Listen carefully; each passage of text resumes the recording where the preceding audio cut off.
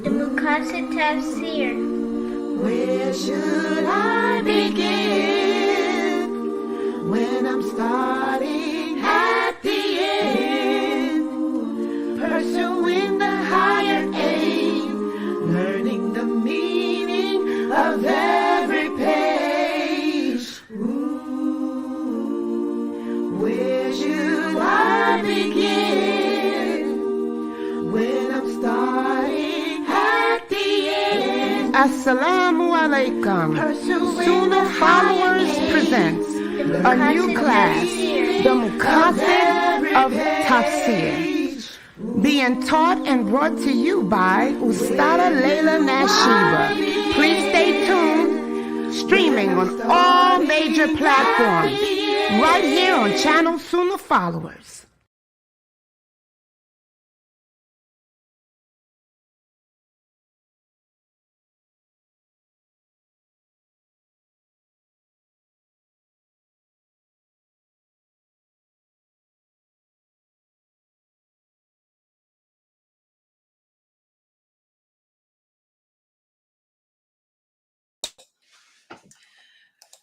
Inna alhamdulillah, wa salat, wa salam ala wa rasulullah. I'd like to thank everybody welcome everybody to our new series entitled the Maqasidic Tafsir. And in this series of lectures, what we are doing here is it's based on the book. This is another series written by Sheikh Kareem Abu Zaid. May Allah bless him and forgive him of his sins. Ameen.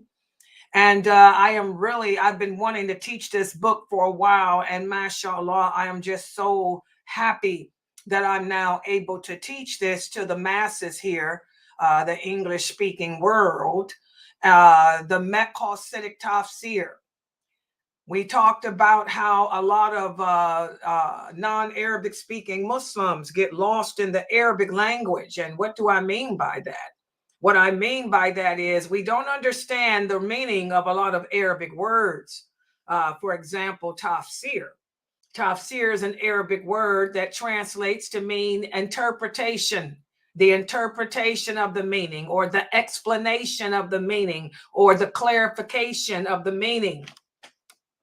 And then we have this bigger word thrown upon us now that is new to so many people, maqasid. Maqasid, or the Maqasidi verses, or the Maqasidic Tafsir. Okay, the Maqasidic, which is an Arabic term that means to strive, to achieve the highest understanding, the higher aim of understanding. And what's the higher aim of understanding? That's the understanding that the companions had, where you can take the religion, the words of Allah, which is the Quran. And again, we have to first understand that the Quran is not a creation of Allah. Like I spoke about earlier today, I lost some of my people here because they didn't understand that the Quran is not a creation of Allah. It's the words of Allah, and Allah is the one that makes the words, not Layla. I can't help it if Allah is the one that says take the treatment. That ain't me. I didn't make those words up.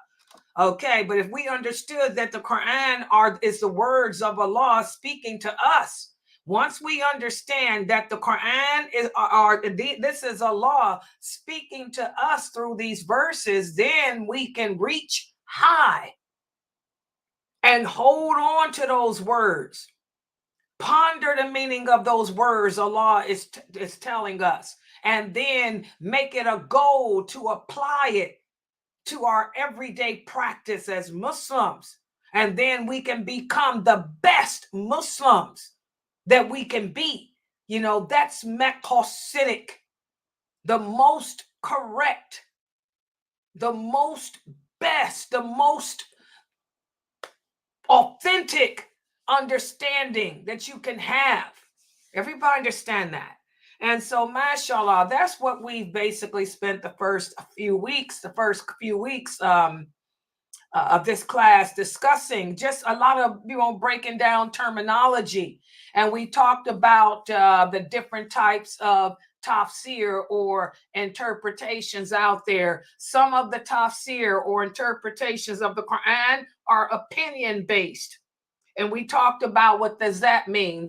The person who's the interpreter, the mufassir, that's interpreter. The interpreter will base the meaning of a verse on using his opinion, but he doesn't just use his opinion alone. He also uses deductive logic based on evidences provided from other verses of the Quran or from the Prophet himself or from the companions themselves. Okay. And then he tries to formulate his opinion of the meaning of it based on that. So some of the tafsir that we read or some of the interpretations of the Quran that we read are opinion based. And then we spoke about how there are other interpretations of the Quran that are evidence-based. And of course, these are the best. Anything that's based on clear dalil is the best. Evidence, which is, in this case, they don't use any deduction. There's no deductive logic used at all. No logic used at all. It's just where they're giving you the meaning of the verse as taught to us by the Prophet Muhammad sallallahu alaihi wasallam with the understanding of the original companions, or they may use another verse of the Quran that the Prophet explained or the companions explained. So those are the two different types of interpretations: opinion based and also evidence based. And then finally, the last time we met for this class, we answered the question that many people had about this collection, this tafsir, the Maqasidic Tafsir of Sheikh Kareem Abu Zayd. What type of interpretation is his? Is his opinion based or is his evidence based? Can anybody remember? What did we come up with for this one? Is this opinion based or is it evidence based? It's both. Mashallah, mashallah. This is both. This is both. This is what Kareem Abu Zayd did. This is opinion based and it's also evidence based. Okay. Kareem Abu Zayd uses his deduction, of the meaning of the verses, and he comes to that interpretation based on evidence. He doesn't just give his opinion. He's going to give you his opinion of the meaning of a verse based on the evidence presented or given to us by the Prophet, by the companions, and all of that. So, mashallah, this is a great book so far for us to learn. And so now that we went over the basics, which is just the terminology and the different types of interpretations or tafsir, now what we're going to do is go into chapter 1, which I posted up on YouTube and Facebook, the pages. We'll be studying pages 48, I think it is 48 through 53 today, because you're going to see how that word maqasid is applied in our everyday lives. We don't just apply the maqasid understanding when it comes to reading the Quran or the hadiths, but in our everyday life. And this is going to also further help us to understand the meaning of this term. So let's put the PowerPoint. Wait a minute. I got two different mouse.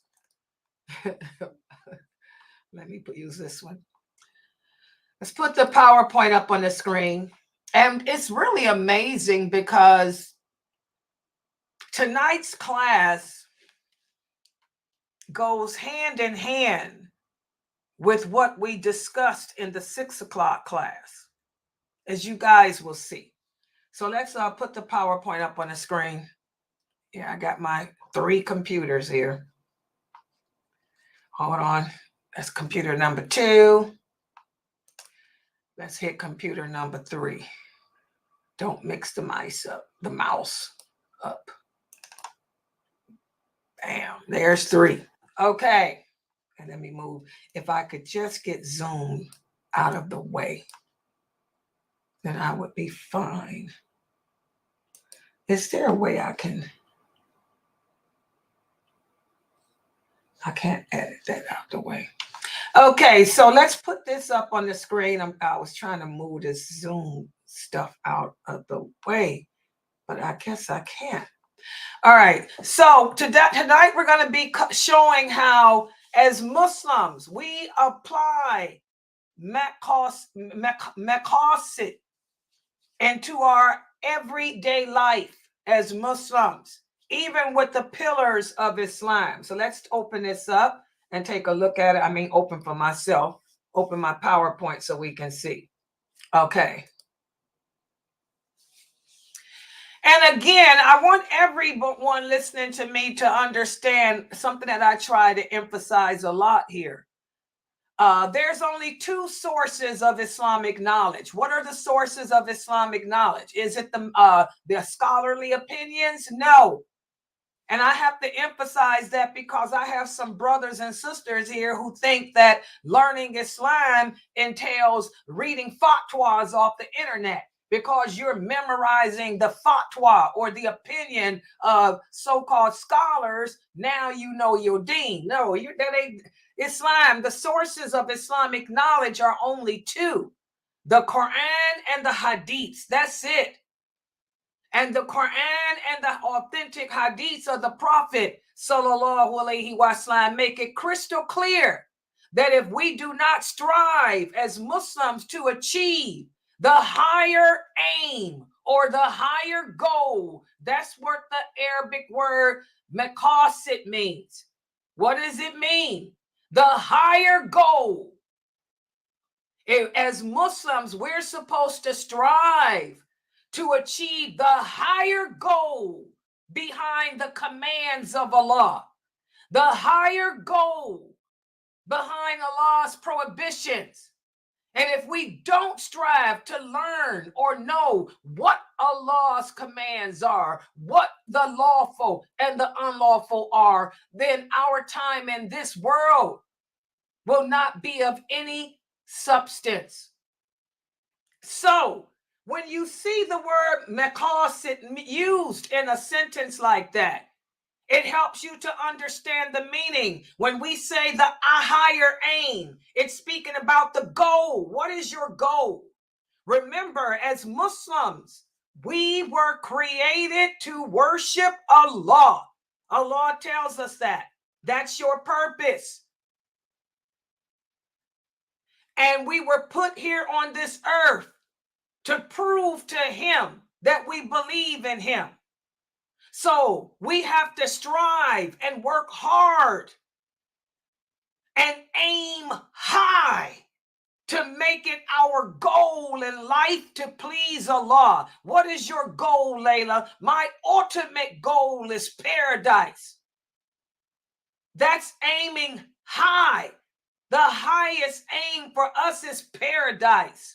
What is the ultimate goal for each and every one of us? Our ultimate goal is paradise. But in order to reach that goal, I have to pass the trials of life here in this world.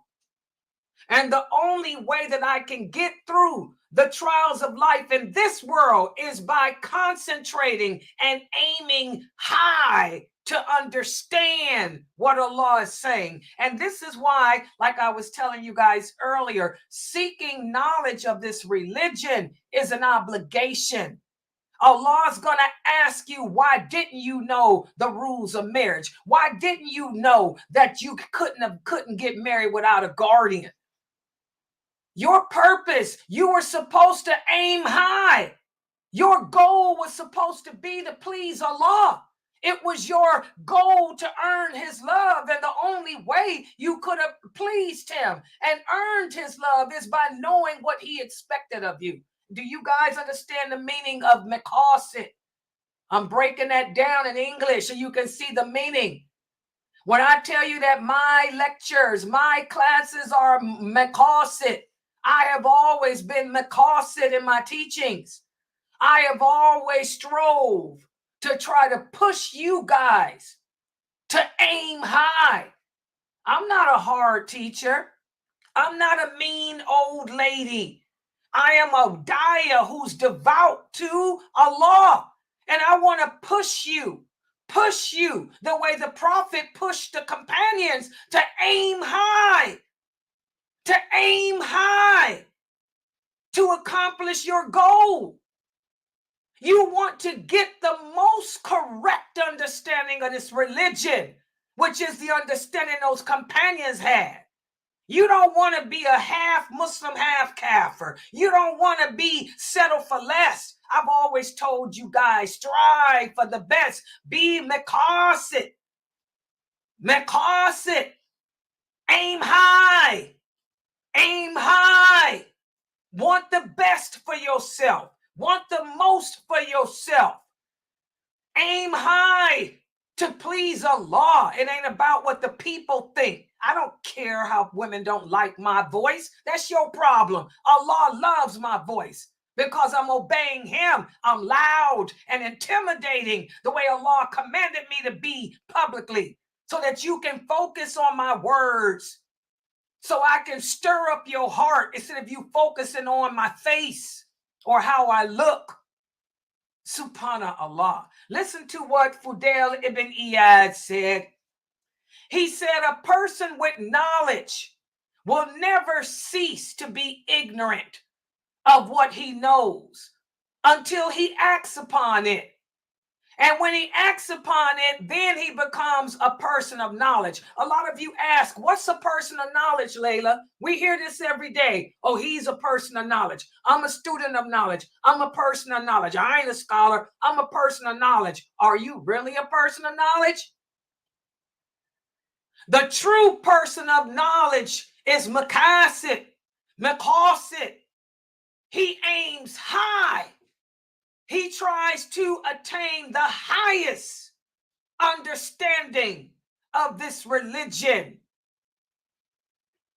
The person who is aiming high is going to base his understanding of this religion on not the four Imams, on not Ibn Qayyim, not on Ibn Taymiyyah. It's going to be based on Aisha, radiallahu anha, her understanding. Ibn Abbas, Ibn Umar, Abu Bakr, Khalid bin Walid, Abu Sufyan, Muawiyah, Ali, Uthman, Salama, Khadija. Y'all see what I'm saying? A person of knowledge will never be ignorant of what he knows as long as he reaches high, gains the correct knowledge, and then applies it. That's the second step. The first step is you got to learn the correct knowledge. The second step is take what you know, put it in your heart and act on it, not caring what people say. You know how the companions were. You know that the women around the Prophet, sallallahu alaihi wasallam, you know his wives were beautiful women. They were not ugly women. You know that every time those wives left the home, they were beautiful in appearance. His wives did not wear black. His wives were not trifling. His wives were not slovenly. They didn't have on perfume either. And they didn't go out the house unless they had to. Oh yeah, they participated on the battlefield, but that was an exception. Why? Because it was a wartime. War times, all hands are on deck. But did they go out the house unnecessarily any other time? No. Did they hang out in the malls? No. Did they hang out in the streets? No. Did they hang out in the mosque with the men trying to pick men up? No. So, a person of knowledge is a person who aims high to grasp the correct understanding of this religion, which is the understanding those originals had. And then he or she acts upon it. I don't care what you say about my voice. The way I'm speaking to you, this is the way Aisha, radiallahu anha, spoke publicly.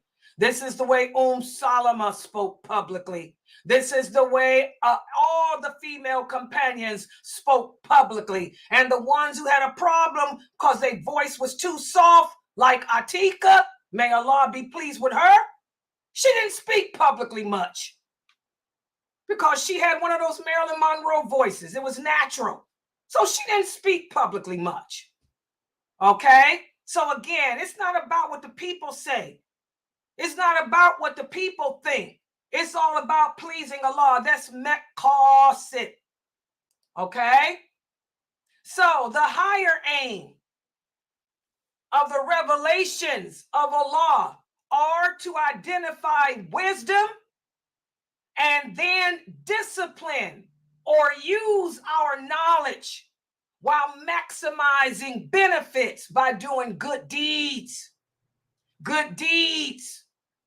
You can have all the knowledge of this religion in the world, but if you're going around doing bad, you're cursing, you're smoking cigarettes, you're fornicating, you're adulterating, you're lying, you're cheating, you're hanging out with bad people, you're hanging out with innovators. That's another problem. A lot of these famous personalities here in America got a lot of knowledge of Islam, but do they have understanding? What's the difference? As we said in this hadith, the difference between knowledge and understanding is to take what you know and act upon it. That's understanding. If you're not acting upon what you know, then you're ignorant. So just because these brothers graduated from Harvard University and got all these PhDs and ologies, they're still ignorant. If they're not acting upon the knowledge they have of Islam, hanging around with innovators, hanging around with LGBTQ people. Allah is clear in the Quran, do not sit in the company of those who do wrong. How can you call a gay woman or a gay man your friend?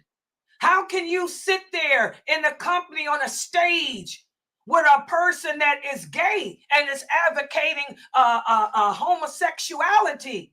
That's not a man of knowledge. The person that does that is not a person of knowledge. As this hadith is saying, this is a person of ignorance. He has knowledge of the deen, but no understanding of it. He falls in that category that the Prophet sallallahu alaihi wasallam spoke of, the Ruwaybidah. And who are the Ruwaybidah? They have everything to say about the politics of life, everything to say about what's going on in the world, but they're ignorant. They have no understanding of the basics of Islam, such as Allah made Eve. Allah did not make a Steve. Do you guys understand that? Maqasid, the higher aim. You want to try to reach, attain, understand the higher meaning of that Quran and the hadith. I'm a hadith person. That's my specialty. Okay. All right. I'm trying to break this word down. And I'm breaking the meaning of these words down for a reason. I'm going to give you guys a clue. I have a quiz for you after this class. There's going to be a quiz after this lecture. So pay attention. All right. By the way, my cat, he's being Maqasidic. his higher goal of trying to get my attention for some reason.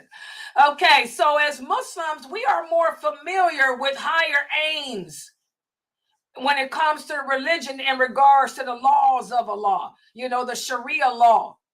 Okay, when it comes to the science of Allah's laws, you know, this pinpoints the objectives and the purpose of the laws, the purpose of Allah's commands, the purpose of Allah's prohibitions. So we all know that you have to aim high to understand that. But how many of us consider that we have to also have higher aims in our everyday practice of this religion. Okay? And that's where we're falling short, as I spoke about earlier today. By the way, thank you. For what I'm seeing, the Sheikh is listening. MashaAllah. May Allah bless you. Thank you. He said, good breakdown. MashaAllah. May Allah bless you. I'm trying. Okay. As I spoke about earlier today, a lot of us don't understand the basics of this religion. A lot of us don't understand what our purpose in life is. A lot of us don't understand that we were created for a reason. And because of that, not understanding the basics, we're unable to handle the trials that we are faced with as a nation. And I want to bring your mind to the attention again.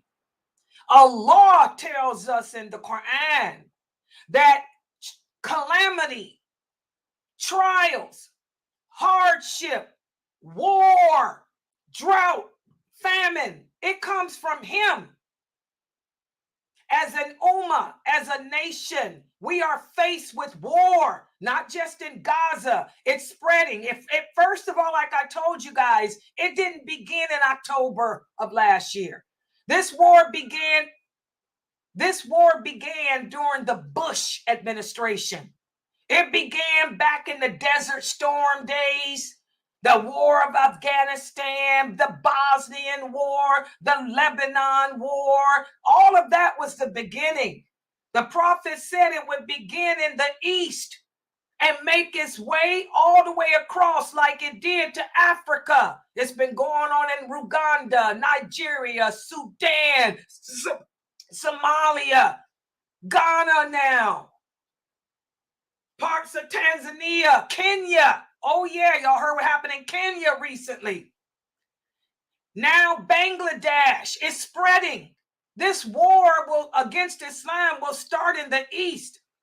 And it will spread across to the rest of the world, the Western Hemisphere being the last part to hit it. Oh, it's going to get to the United Kingdom. It's going to get to Australia. It's going to get here to America and Canada. Okay? So, and Allah tells us that he's doing this for a reason. And he tells us the reason why he will cause this war is because we, this later generation of Muslims, we will have deviated away from the traditional Islam.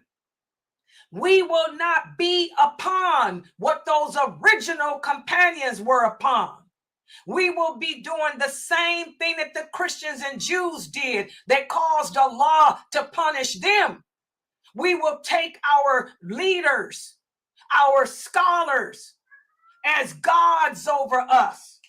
We will allow them to change the religion. We will allow them to introduce laws and rules into Islam that Allah didn't introduce. We will allow them to override what the prophet said, override what the companions' understanding was. And Allah tells us whenever this happens, know that he will always send his punishment. So what's happening in the world today in Gaza, Bangladesh, Africa, and it's going to hit us too. We brought it on ourselves. This is the consequences. And as our Prophet Muhammad sallallahu alaihi wasallam said, whenever we as a nation fail to enjoy the good and forbid the evil, Allah will punish us all. But out of his mercy, Allah promises he will raise us up and judge us individually. This is all Sahih Bukhari and Muslim. Okay? What I'm saying is authentic. So we brought this on ourselves as a nation, this war against Islam. It ain't going nowhere. It's going to continue. Some of us will die as a result. There's Muslims dying in Gaza, Muslims dying in Bangladesh, Muslims dying all over Africa, Muslims dying in China, Muslims dying and have died, are going to continue to die. But Allah promised that he'll judge us individually. So this is the reality. But unfortunately, even though I'm quoting, what I am quoting to you guys is the truth from out of the Quran with the understanding of the prophet. That's Maqasidic. I'm giving you the evidence-based tafsir. I'm giving you the evidence-based interpretation. Even though I'm giving you evidence-based, this is not opinion. I am not giving you tafsir bil riyah. I'm giving you evidence-based, evidence from the Prophet, sallallahu alaihi wasallam, and the Quran. Many of you are not going to accept it because your belief system is not the way it should be. Like I said earlier today, too many of you don't understand that the Quran is the words of Allah, not his creation. Too many of you do not understand that Allah is the creator of good and evil. Too many of you as Muslims do not understand that there's nothing you can do to change the decree of Allah. And there's nothing, and too many of you don't understand that Allah didn't make you do it. Allah didn't jump in any of our bodies and make us disobey him. We chose that. Allah created the circumstances. Allah created the situations, but the choice of what to do came from you. This is basic aqidah. This is the belief system of the original companions. But unfortunately, the Muslims today don't share this belief system. So we got war and hurricanes and tornadoes and thunderbolts and lightning and death everywhere. The death, the murder, the killing, and all of that. Okay, so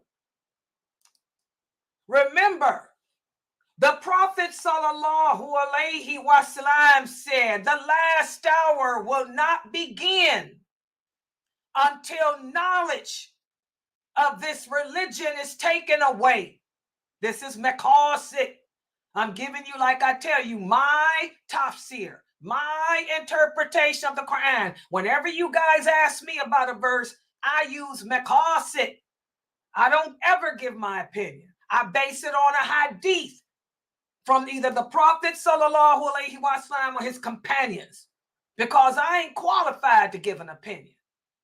In order to give opinions on this deen, you got to study the sciences of the Quran. I don't even speak the Arabic linguistics, the Fusha.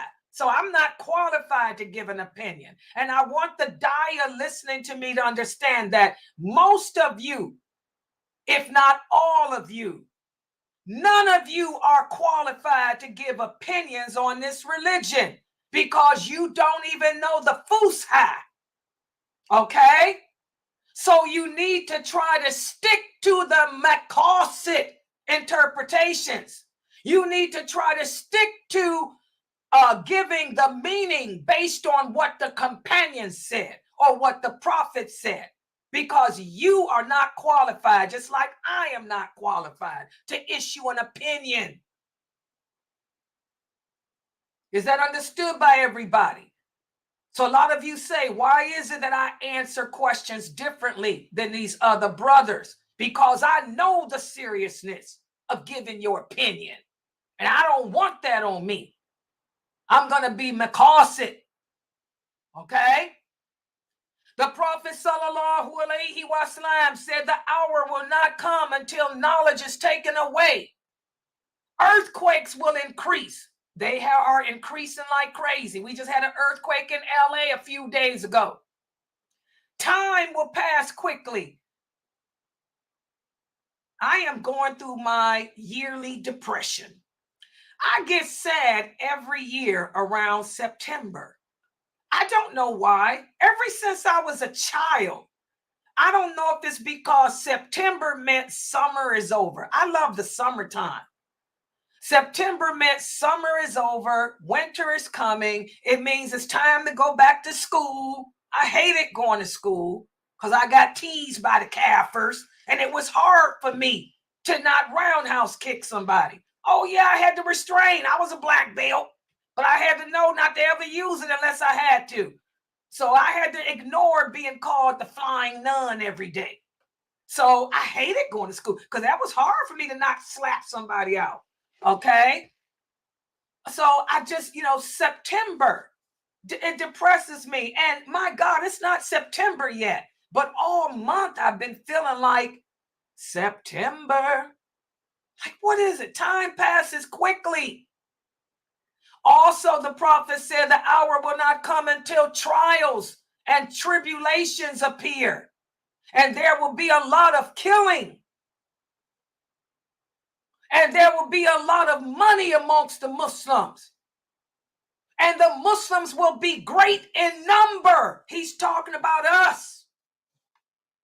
So if you understand, if you were to reach high to grasp the most correct understanding of those verses of the Quran and this hadith, you would be able to look around you and say, wow, yeah, we got the war in Gaza and all this going on, but we brought it on ourselves as Muslims. So what can I do to help the situation? Number one, I'm going to make dua, because that's all we can do.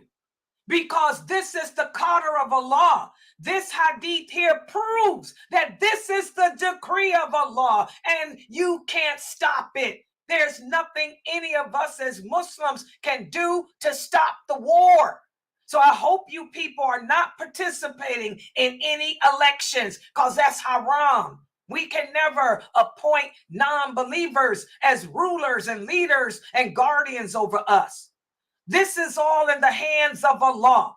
This war is in the hands of Allah. Its outcome is in His hands. So what can I do? I can only do what He told us to do. Make dua and change the condition of myself. Y'all see how I'm using Maqasidic? Because in another verse of the Quran, Allah says He will never change the condition or the state in which a people are in until the people change the state of themselves. So based on this hadith and all those other verses I'm using, this is Maqasidic. How do I understand these verses? How can I make, what should be my goal? My goal should become to change myself to that which is better, to reaffirm my belief in Allah, make sure that my aqidah, that my belief system is not tainted, to make sure that I'm doing the things Allah commanded me to do, and that I'm staying away from what He commanded me to stay away from. That's all we can do in these times of hardship. That's all we can do. Make dua for the ummah and then focus on yourself. Y'all understand that? Most Muslims don't understand this. All that protesting you doing, all that boycotting you doing, you're not changing anything. All you're doing is showing Allah and the rest of the world that you don't accept His qadr, His decree. You're protesting against the qadr of Allah. You're protesting and boycotting Allah. That's what you're doing, people. A negative effect. When if you truly were aiming high in your practice, you be doing what Allah tells us to do. you would know what he told you to do, and you would make dua and work on yourself. Because unless you change the condition of yourself, Allah is not going to help nothing for you. You understand that, people? That's Maqasid. So, for this nation, there is a greater need for us today, Muslims today, to seek knowledge in this religion and to understand it correctly and to remain patient. And patient in our homes. Why do y'all think, and by the way, this is a question that one of the sisters sent me. She said, Sister Layla, why are you always talking about stay in your home? Because it's what Allah said. And it's what the Prophet sallallahu alaihi wasallam said. My teachings are Maqasid. Where's my dalil? Pay attention, Sunnahfollowers. The Prophet sallallahu alaihi wasallam said, there will be trials and tribulations during which the person who is sitting will be better than the one who is standing. And the one who is standing will be better than the one who is walking. And the one who is walking will be better than the one who is running. And he who exposes himself to the tribulations will be drawn to them. And whoever finds refuge away from the tribulations, let him seek protection then. You women, you men with all y'all protesting, with all your boycotting, you marching up and down the street, waving signs and flags. You're closer to the trials and tribulations than I am. I'm sitting at home making dua, working on myself and trying to share my knowledge and understanding of this religion with others in hopes that they will work on themselves too. So that's why I tell you, your homes are better for you because Allah said so, because the Prophet said so. Why expose yourself to the trials? Look what's happening at those protests. People getting beat up, people getting arrested, women being photographed with their butts up in the air, all type of fitna. There's more fitna coming out of those protests than any good. The free mixing. There's more bad coming out of those protests than any good because Allah has the power. The power is not in the hands of man to change anything. Like Allah said, if all humanity were to come together to try to help you, they wouldn't be able to lift a finger unless Allah allowed it. So you're doing nothing. Okay? So that's why we have to get back to the basics. Allah says he will never change the condition of a people until we work on changing the condition of ourselves. And as I said earlier, the Prophet Muhammad sallallahu alaihi wasallam said, should you live to see the murder, the killing, the war, the earthquakes, and all the tribulations, fall back on la ilaha illallah, fall back on your belief system. So we need to do some self-evaluation. Do we understand what the pillars of belief are? Do we truly understand the articles of faith? I proved today that most of us don't understand the articles of faith. Well, now this time we're going to focus on the pillars of Islam, because understanding the pillars of Islam will help you to find the higher aim of your purpose. And it's the job, by the way, I'm telling you guys all the time. You cannot teach yourself this religion. And I'm emphasizing this to the women. My dawah, even though it's geared towards women, I have more men following me. You women are too jealous to learn from me. You need to get over your jealousy. Get over your stupidity and your jealousy and try to learn from me, because these brothers are not able to break it down to you better than me. And that ain't no boast. It's not a brag. It's the truth. Either they don't have the knowledge and understanding, or their accents are bad.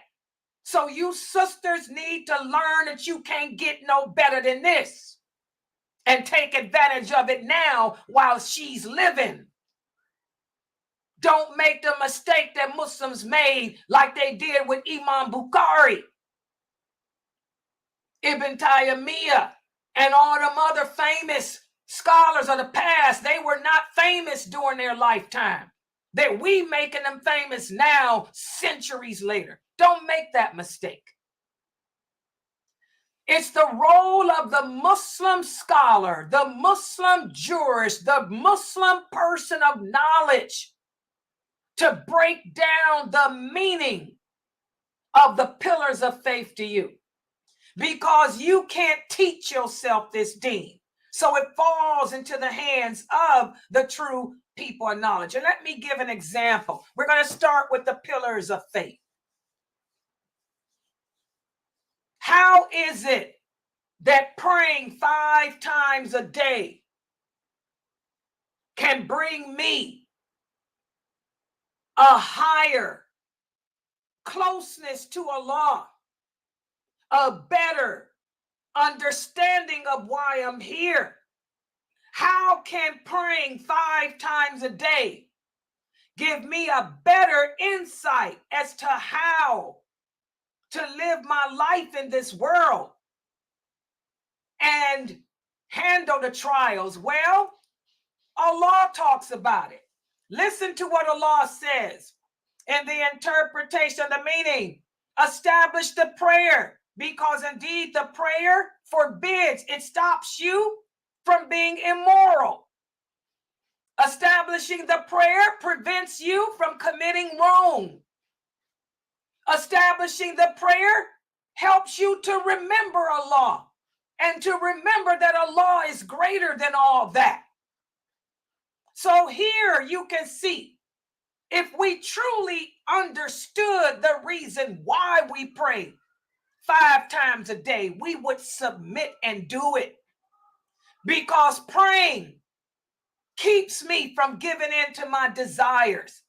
Praying 5 times a day keeps Allah fresh on my mind.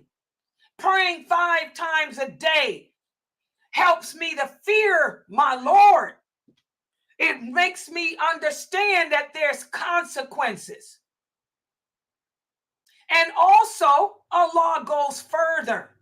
He tells us in the Quran how the first generation who performed the prayer as they should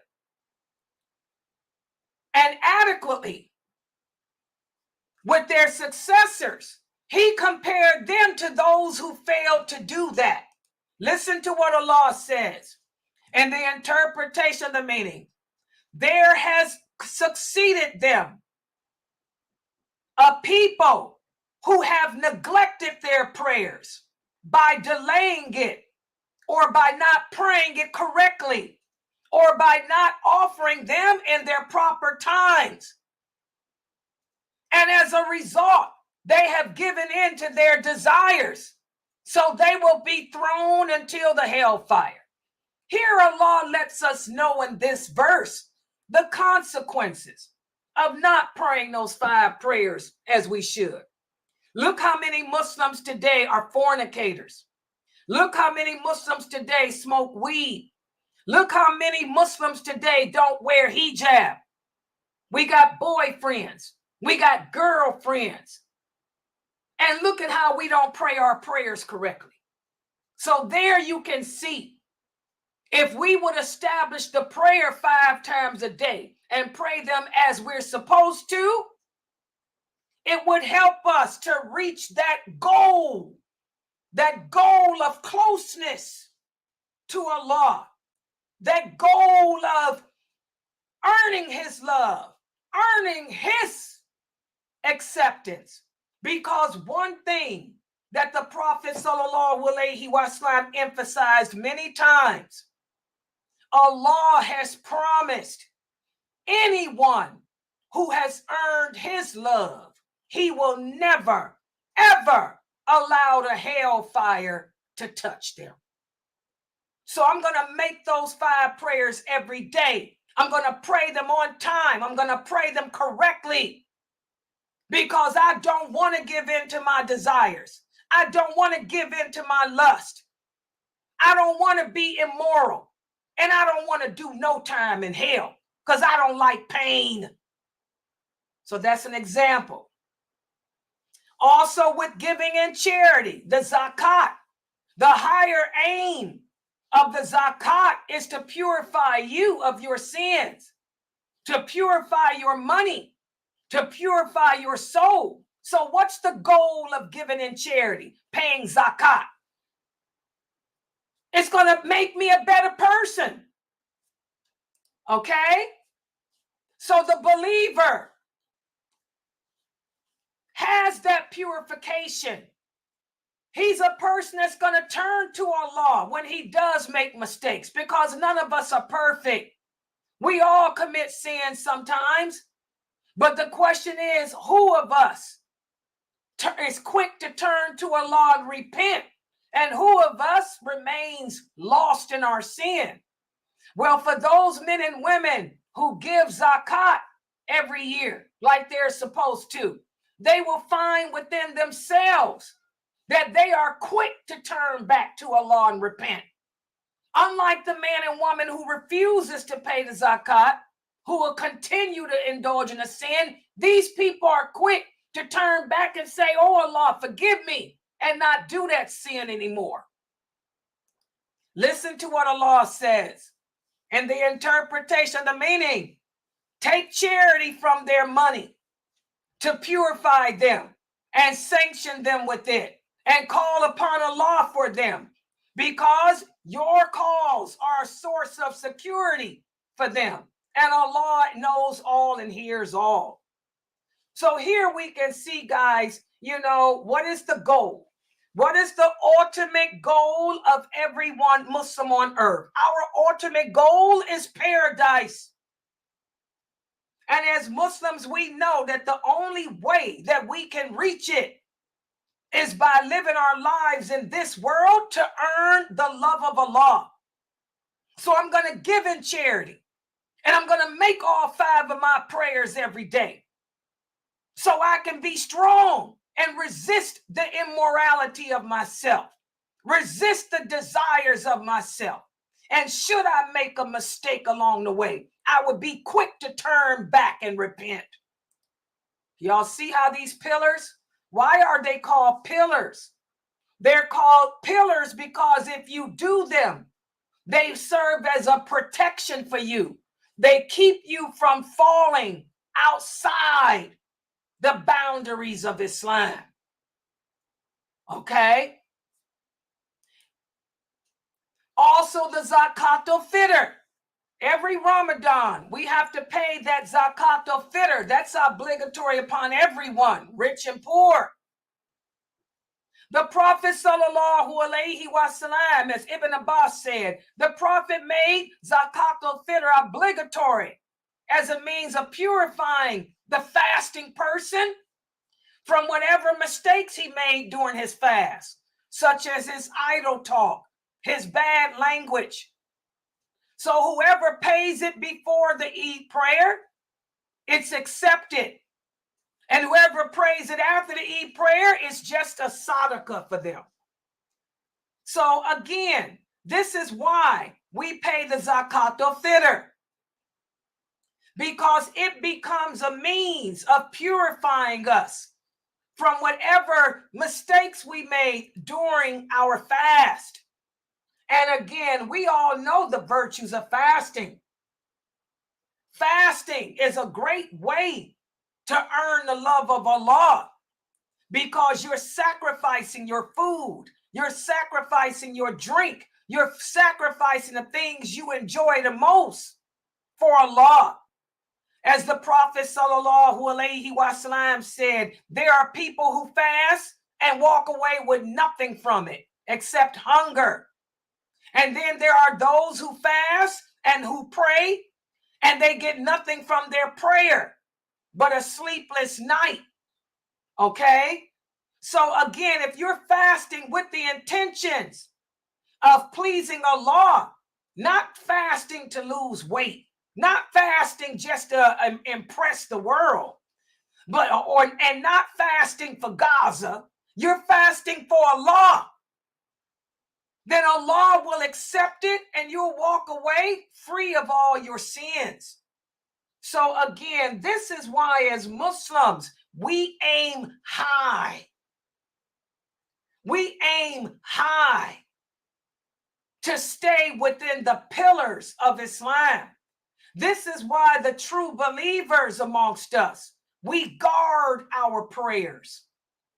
We don't come up with excuses to break our fast during Ramadan. We give in charity when we are able. We perform the Hajj when we are able, because doing these things will keep us within the circle of Allah. And also it begins with having that correct belief system, that aqidah. Hajj, listen to what Allah says in the interpretation of the meaning. They ask you, O Muhammad, sallallahu alaihi wasallam, about the new moons. Tell them the moons are the signs to mark the fixed periods for humanity and also the pilgrimage. It is not a piety that you enter the houses from the back, but piety is the one who fears Allah. So enter your homes through their proper doors and fear Allah so that you can be successful. Okay? Hajj is a sacrifice that we make for Allah. Hajj is not just for anyone. You have to meet the criteria. Number one, you got to have money. Hajj is not for the poor. It's for the rich. It's expensive. And also, if you're a woman, you can't do Hajj unless you got a mahram. If you ain't got a mahram, you don't meet the condition, the criteria. And I don't know why you'd make Hajj anyway, because you're not going to get the ultimate reward, which is forgiveness of sins. That's the whole purpose of Hajj, to be forgiven of all your past sins. But if you're going into Hajj with a sin on you, what's the point? Okay? So again, when we as Muslims perform those pillars, when we perform our obligations, we're performing them because we're trying to reach that ultimate goal of paradise. We're Maqasid in our thinking. I'm reaffirming my purpose in life, reaffirming my belief system, reaffirming where my allegiance is and where it lies, reaffirming what to distance myself from. That's the understanding that those original companions had. Y'all understand this? That's Maqasid. All right, so I'm going to give you guys a quiz now. Let's see how well you understood that. We have to be Maqasid in our practice of this religion. We have to reach high and grasp the correct understanding of this religion and then apply it in our lives correctly, because doing so will help us to handle the trials of life and get through them without transgressing the limits of Allah. So let's see how well you guys understood this. Maqasid is which of the following? Can the word maqasid be applied to setting goals for yourself? What do you guys think? Yes or no? Can this term be applied to setting goals for yourself? Yes. Everybody agree with her? Waiting on Facebook and Zoom. Mashallah, good job. Yes, it is. Maqasidic entails setting goals for yourself. I'm trying to break down the meaning of this Arabic term that many of you have never heard. Maqasid entails setting goals for yourself. Good job. What about this? Does it entail reaffirming your purpose in life? Does it entail reaffirming your purpose in life? What do you think of that?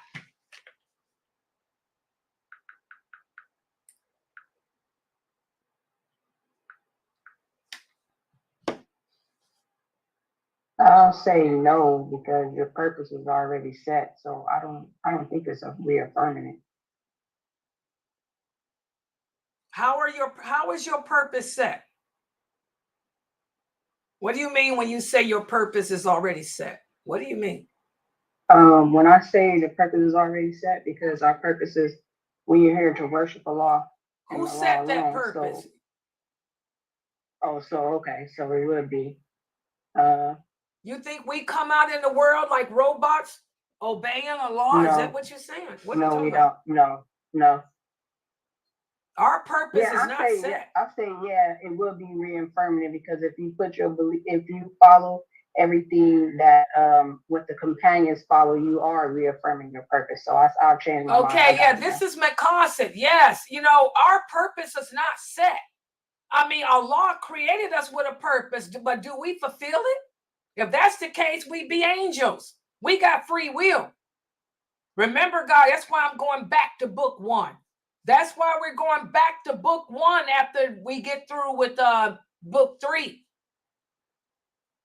Allah created us with a purpose, but we don't come in this world doing it.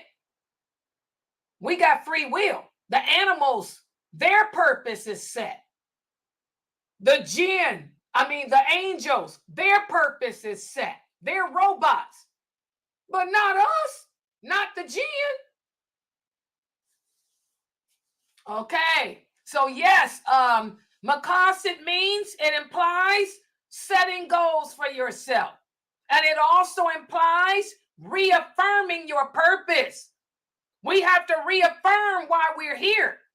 That's why the Prophet commands us to evaluate, do a lot of self-reflection. That's why he told the people, if you live to see the times of hardship, evaluate yourself. Look at yourself. Am I living up to my purpose? Because we have free will. We're not set like the animals. We're not set like the angels. We're not set like the sun and moon. The sun does nothing but rise, set. You see this, Mina? What is the purpose of the mountains? The mountains was created to hold the earth. That's all they do. They do nothing but hold the earth. What does the animals do? They were created to service us, and that's all they do. But we're not set. Allah told us why we're here, but we're not set to do it. We come in this world dependent on our mothers, the fitra and all of that, and we're raised and we make our own choices. Y'all understand that? So we do have to reaffirm our purpose. It's not set. Okay, what about this? Can we say that maqasid is being able to solve your problems? Or it leads to being able to solve your problems based on the will of Allah? Can we say that being maqasid leads to the ability to solve your problems based on the will of Allah? What do y'all think about that?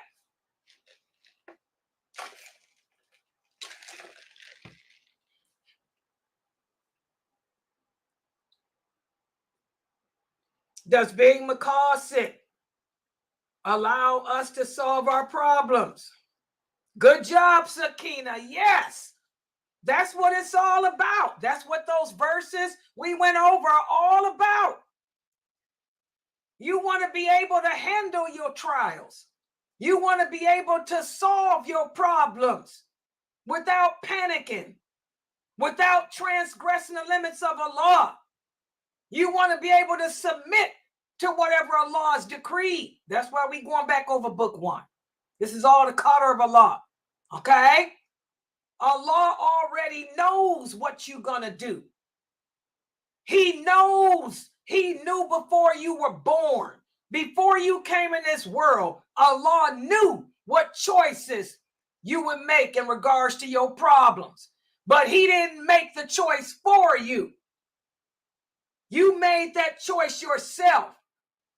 You want to come out with the correct choice. Maqasid. You want to aim high to make the correct choice. Y'all understand that? So this is Maqasid. Yes, it is. That's the goal of being Maqasid. You want to be able to solve your problems. You don't want to be a person that gives in to them. You understand, Miss Jackson? Your husband is bad. Your son is bad. Your daughter is bad. You want to know how to deal with it the correct way. Okay? You don't want to end up letting your son become your master, which is another one of the signs of the last hour. Our children are bad. Our children are disrespectful. But instead of us checking them, instead of us correcting them, instead of us whooping their behind when their behind needs to be whooped, we let our children get away with it. And then they grow up and be masters over us. That's that hadith. You don't want to be like that. You want to be able to solve your problems correctly. That's Maqasid. All right, let's see. What about this question? What is the Maqasid or higher goal of praying? What are you striving for? What are you striving for? This is something that you want to ask your children. This is what y'all should do with y'all children as homework. Ask your children, what is your goal? What goal are you aiming for by praying your prayers every day? What is the Maqasid or higher aim of praying? What are we striving for? What are we trying to reach by making prayers every day, 5 times a day, and praying them the way we're supposed to? What do y'all think? Good job, Sophia. Number 1, to get close to Allah. That's one of the reasons. One of the reasons that I pray like I do is I want to get close to Allah. What's another reason? What's another aim? Another aim is for Allah to forgive you for your sins and to gain His love. Exactly. Exactly. To be forgiven of my sins. To earn Allah's love. What's another reason for praying? Good job, Brother Tajri. To enter paradise. What's another aim of praying? Good job, Sakina. To stay away from temptation. To get closer to Allah. You want to get close with Him in this world. Good job, Miss Jackson. So you can be even closer to Him in the hereafter. Make sure y'all go over this stuff with your children. That's the aim. That's the aim. Go ahead. Also to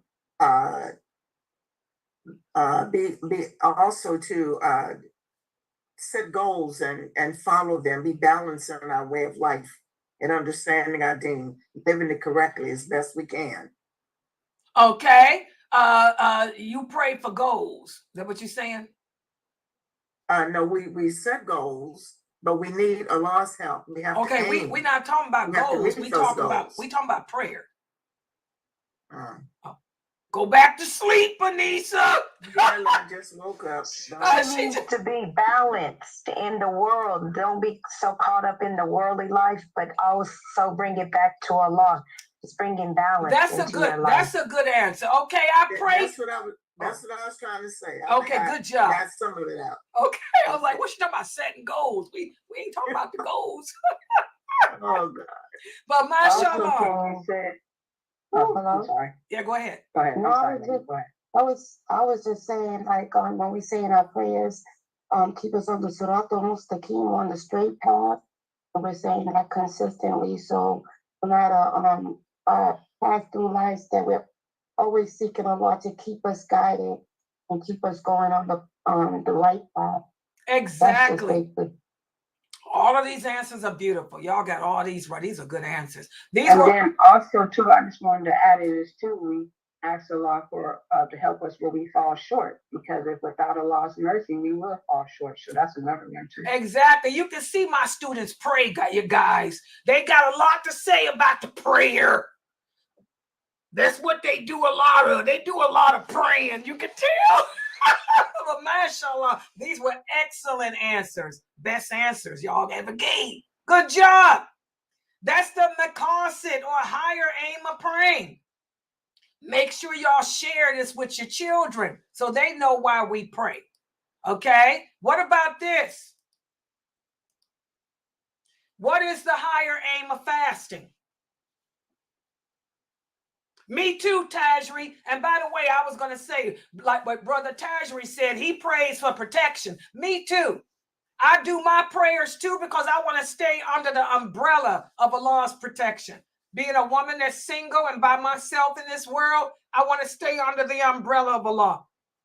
And prayer keeps you under the umbrella of Allah. Good job, Tajri. Okay, guys, what is the higher aim of fasting? I would say keeping our desires under control.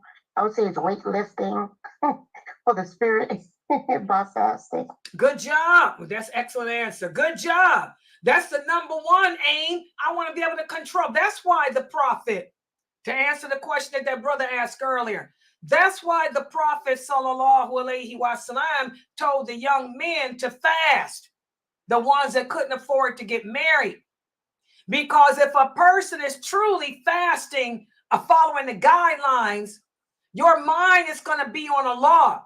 We're supposed to spend the time that we're fasting remembering Allah through prayer, through doing good deeds, reading the Quran, not indulging in our personal likes and dislikes.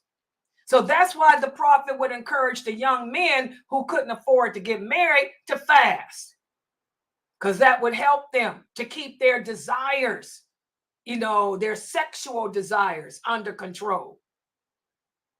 Okay, what else? Also, Brother Tajri say for forgiveness. Good job. He wants to be forgiven for his sins, so he'll fast, because fasting is the greatest act of worship you can do for Allah. Good job. Go ahead. Next. Oh, I was saying the higher. Oh, I'm sorry, no turn. I was saying the higher aim is to enter through that gate. If we go to paradise too, that's one of the higher aims to aim through. Exactly. You want to enter through that gate of El Rayyan, which is the highest gate. There's a gate reserved for those who used to fast. Sister Shamza, mashallah, she said, let me share hers. She said obedience to Allah, fulfilling of obligations. She fasts. The higher aim is to gain self-control, to gain humbleness, gratefulness, mercy, and love. Good job, Shamsa. Exactly. Miss Jackson, fasting helps to discipline herself, to put her emotions under control, her temper, her desires. Good job, Miss Jackson. Sakina, the greater aim of fasting is to stay away from the temptations of this world. Smoking cigarettes. Well, remember this past Ramadan, we had a couple of sisters, Elizabeth and them, they went on the kick the habit thing. They got the Nicoderm patch and they quit smoking. Well, Elizabeth says that she fasts at least 3 days out of the month. She said she does them for the sake of Allah, for his reward. And also she said by doing that, it keeps her from falling back into that bad, nasty habit. So that's another thing about fasting. It'll keep you from falling back to your bad ways. So, mashallah, go ahead. Go ahead. It's also satisfying knowing that you are doing something for the sake of Allah. It's very satisfying when you fast and you're successful at it. Oh, yeah, that strengthens your ibadah, your relationship, your personal relationship with Allah. We all should have our own personal relationship with Allah. Aisha said it makes us better people. It allows us to put ourselves in the shoes of people who are less fortunate. If that's good, if you're a person that has a hard time empathizing for others, a great way to develop empathy for others is through fasting. MashaAllah. MashaAllah. So as you guys can see, those 5 pillars serve a great purpose. And now this is the last question. What is the higher aim or the maqasid of learning this religion correctly? What is the higher goal? What are you trying to achieve by learning this religion correctly? Yes, it's incumbent on every believer that we seek No, out. I'm talking about you. What is the well, higher aim of learning this religion correctly? I want to implement what Allah has intended for me as His servant and as a believer to implement, to gain His forgiveness, to gain His favor, His love, His acceptance. And, you know, the ultimate goal is Jannah. You know, that's what the ultimate goal is to do everything I can do to be closer to Him, His way, and to, you know, to serve as to have the afterlife as my everlasting place. So that's just my goal. Yes, that's what I wanted. Good job. Good job. Yes. Good job. Anyone else? What is the higher aim of learning this religion? To have good character, good behavior, and to see the face of Allah. Exactly. You want to have the best character, the best behavior, so that in turn you have a good ending and you'll be able to see the face of Allah. Exactly. That's why we put all this time in here. That's why we come to these classes every day. A lot of people say, Sister Subhanallah, Sister Layla, her classes are they are a real school, because I got classes every day, spread it throughout the day. You're going to learn this deen, you know. So if you really are sincere in wanting to see the face of Allah, and we covered the topics that you need to learn, aqidah, hadith. And we even got how to pray here, the correct way to pray. So we're giving you all the information that you need to know to get close to your Lord, so you can have that good ending. And like Sakina said, to learn to obey and please Allah. As Miss Jackson said, she wants to learn the correct way because she wants to meet Allah, knowing that she did everything that she could to get close to Him. That's the thing. I like that. How many of us can honestly say we did everything we could to get close to Allah?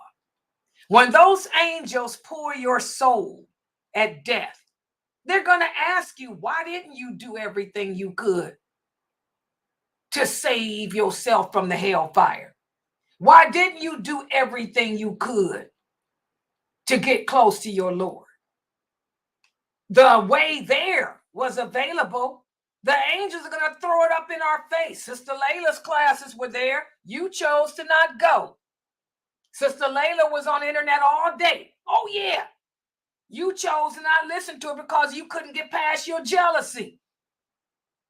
We women are vicious creatures. We really are. We have to get past that stuff. That's why it's going to be more of us in hell than men. All right, so that's what today's lecture was all about, alhamdulillah. And so I like the way Sheikh Kareem did this. As you guys can see, the next few pages, he's going to go into that too. I know some of you bought this book thinking that it was a book that's going to break down the history of Islam to you. So now you will have all the knowledge of Islam you need. Ain't no book. There's no book on this planet that's written that's going to give you an easy way to paradise. Like Allah says, the road to paradise is paved with thorns. You got to work for it. You got to work for paradise. Anything easy will lead you to hell. Okay? Ain't no book that's going to explain all the hadiths and the verses of the Quran and give you, ain't none of that. There's no such thing as that. There's no such book you can buy that's going to start from the first surah of the Quran, break down word for word what happened, what made the prophet. No, that ain't no book like that on this earth in Arabic or any other language. But what Sheikh Kareem Abu Zaid is doing in his series, you got to learn how to crawl before you get to walk. He wants to make sure that you understand what your purpose is. You understand what your goals should be. He wants to prepare you mentally for your spiritual journey. And then once you get to that level of spiritualness, then he'll take you, and not in this book, but in his last written books, on some of the meaning of some of the verses of the Quran.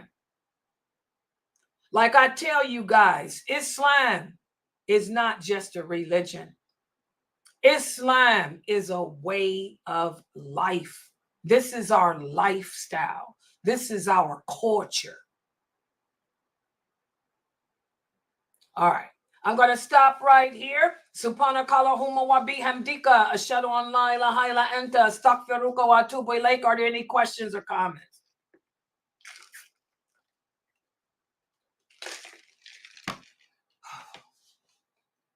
Oh yeah, tomorrow. Oh, Amina, are there any books back on that thing yet?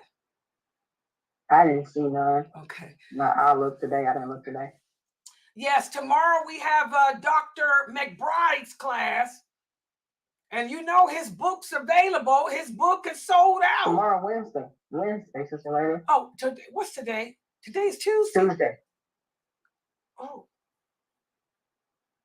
What do we have tomorrow then? Oh, it's me again. Just me, right? We got the prayer. Oh, okay. Tomorrow we have the 6 o'clock class, which is diluting wala wa bara, and we're going to be continuing with how to implement allegiance and disassociation in entertainment. And then tomorrow night at 9:30, we'll be continuing with how to perform the prayer. We'll be going over the e-comment some more. Okay, go ahead, Sister Miss Jackson. She has a question. Go ahead. Good night, Sister Santisa. Yeah, go ahead, Miss Jackson.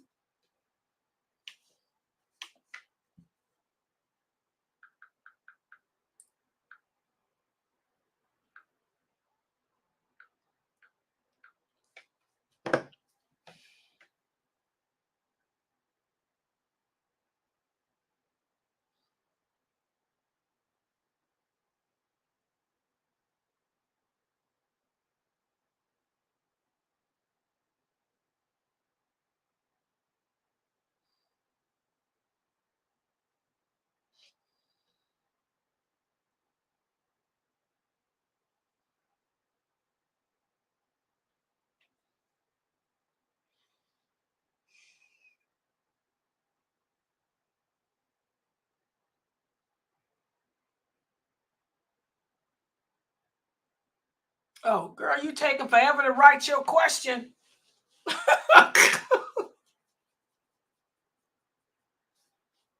Oh, Lord. Where's your mother at, Mina? I didn't see her in here. She missed a good class. Where is she at?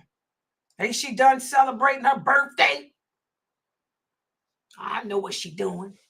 She was in here. I guess she left out. Oh, where's Fresno? She ain't in here. Wait a minute. This was a good class. I like this one. I tried to cater it for Fresno. That's why I'm kind of disappointed she wasn't in here. Because I know she would be confused. So I really took the time to break it down for her. All that Maqasidic, I did it for her.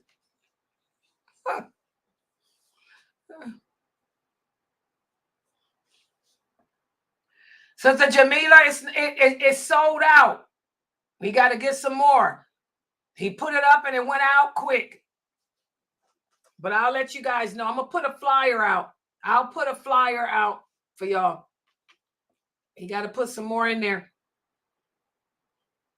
Miss Jackson, where's your question? I'm waiting still. She still got a question? Is she typing a book? What's she doing?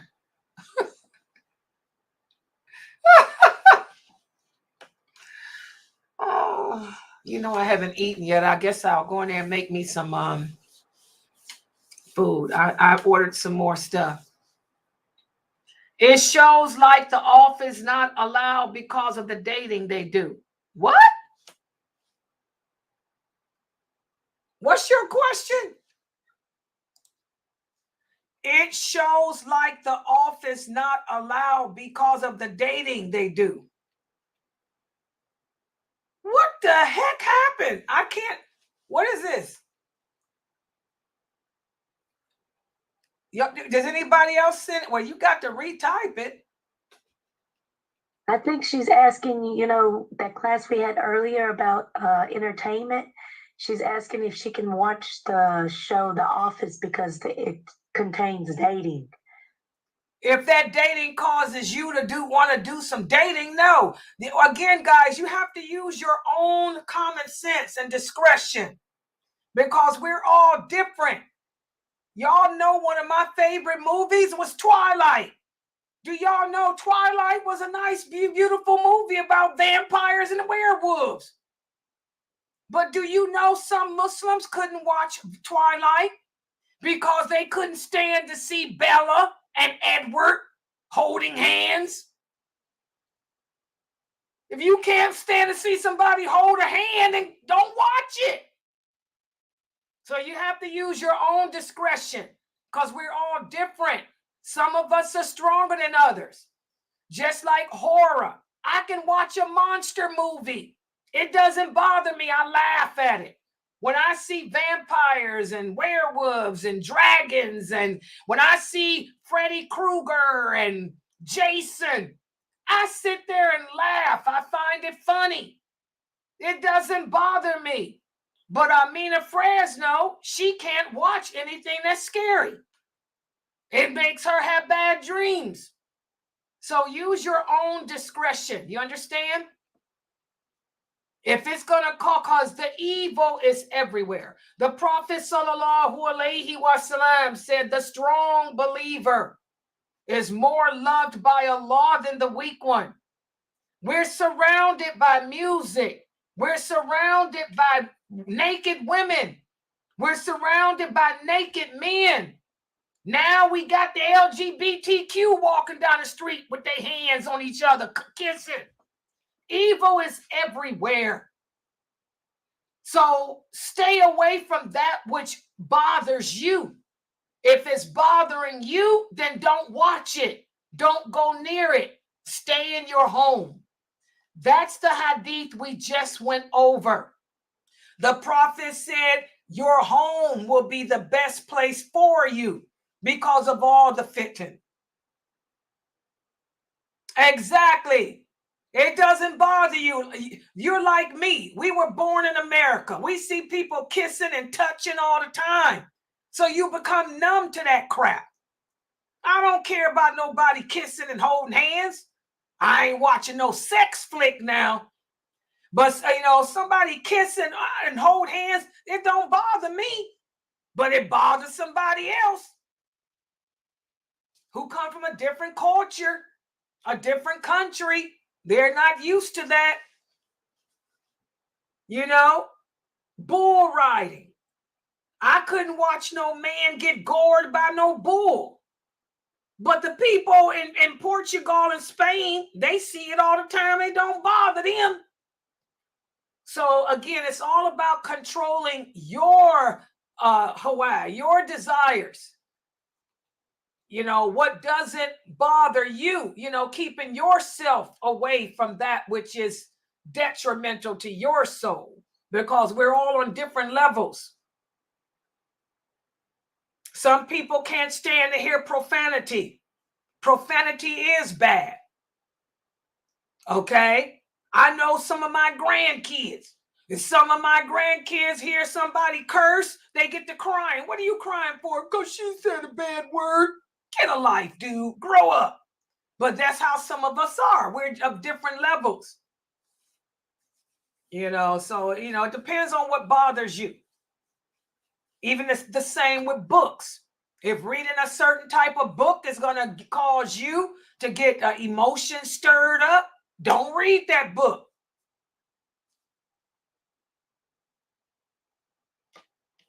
Yeah. You understand? Yeah. All right. You're opening my eyes to different ways of living as a Muslim. You know how sometimes I used to stay in a box. I'd be like, no, I can't do this. But I have to stay in the realm of Islam, the Quran and the Sunnah. And when you teach these classes, I know where the boundaries are. Yeah. Yeah. And we all have different ones. Like in the Prophet's days, they would stone you. I can't, in some parts, they watch the public stonings. I can't watch nobody get stoned. I couldn't see that. They cut your hand off publicly. I can't see no man get his hand cut off. I mean, we're all different. Stay away from that which is going to weaken your faith. Stay away from whatever weakens you. Like me. I stay away from certain type of movies. I don't like the kind of movies that Fresno and my mother watch, all that action-paced killing and robbing and blow you up. That stuff makes me scared. I don't like to see people get blowed up. But I ain't got a problem with a wolf or an angel, a fallen angel. Ain't no such thing as a fallen angel. I like fantastical stuff.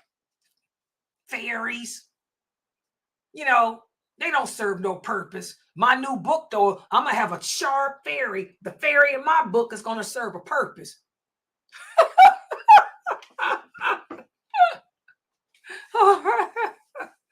Okay, guys. Okay, inshallah, I'll be here tomorrow. I'm glad she reminded me it's just Wednesday, so I ain't got to rush. Oh, I'm thinking the weekend is here, and oh, God, I got so much to do. But whoa. All right, so inshallah, guys, I'll be back here tomorrow at 6:30. Subhanakallahumma wa bihamdika ashhadu an la ilaha illa anta astaghfiruka wa atubu ilaik. Y'all know this is my first Starbucks in 2 days.